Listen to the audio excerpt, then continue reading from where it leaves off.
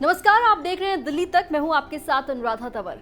दिल्ली में एक बार फिर से जल प्रदूषण तेजी से बढ़ रहा है। जी हां, दिल्ली के कालिंदी कुंज इलाके के पास यमुना नदी के ऊपर एक बार फिर से जहरीली झागों की परत देखी गई है।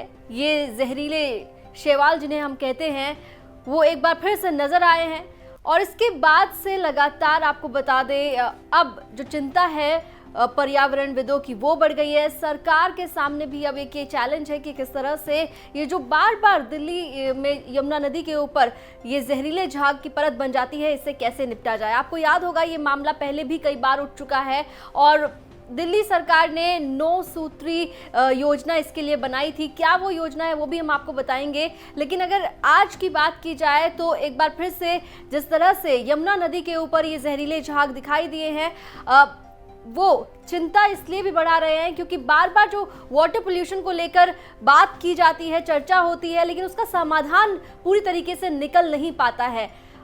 तस्वीरों के जरिए हम आपको दिखा रहे हैं कि किस तरह से एक बार फिर से ये यमुना नदी के ऊपर तैर रहे जहरीले झाग सुर्खियों में आ चुके हैं और इस पर सियासत भी शुरू हो गई है। दिल्ली बीजेपी के अध्यक्ष आदेश गुप्ता ने इसी मुद्दे पर दिल्ली सरकार पर निशाना साधा। उन्होंने एक ट्वीट किया और उस ट्वीट के जरिए उन्होंने सीधे तौर पर सीएम अरविंद केजरीवाल पर हमला बोला। आदेश गुप्ता ने सीएम अरविंद केजरीवाल पर निशाना साधते हुए कहा कि वो काम एक नहीं करेंगे, बस लोगों को लंदन, पेरिस और सिंगापुर के सपने दिखाते रहेंगे। खैर, इतनी साफ यमुना में कब डुबकी लगा रहे हैं आप अरविंद केजरीवाल जी? तो दिल्ली में बढ़ रहे जल प्रदूषण को लेकर सियासत तेज हो चुकी है।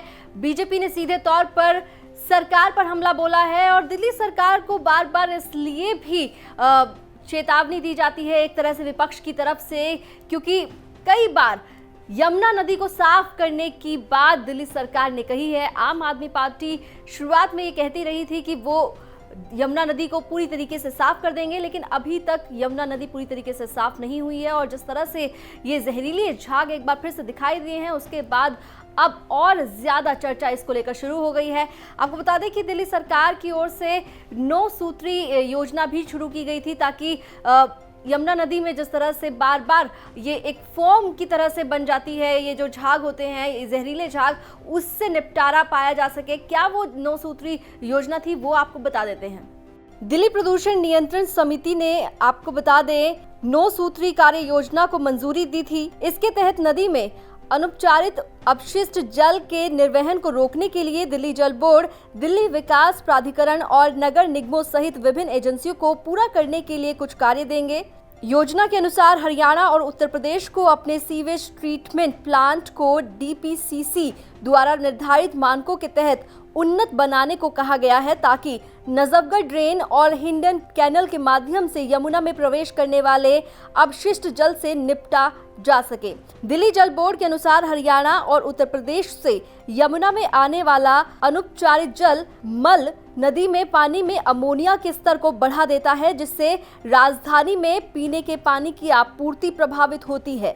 जहरीले शैवाल से निपटने के लिए सरकार ने 9 सूत्री कार्य योजना को शामिल किया, लेकिन उसके बावजूद अभी तक हालात पूरी तरीके से बेहतर नहीं हुए हैं, समाधान नहीं हुआ है समस्या का। अब सवाल ये है कि सरकार किस तरह से यमुना नदी पर जब बार बार ये जहरीले झाग दिखाई देते हैं, उससे किस तरह से निपटेगी।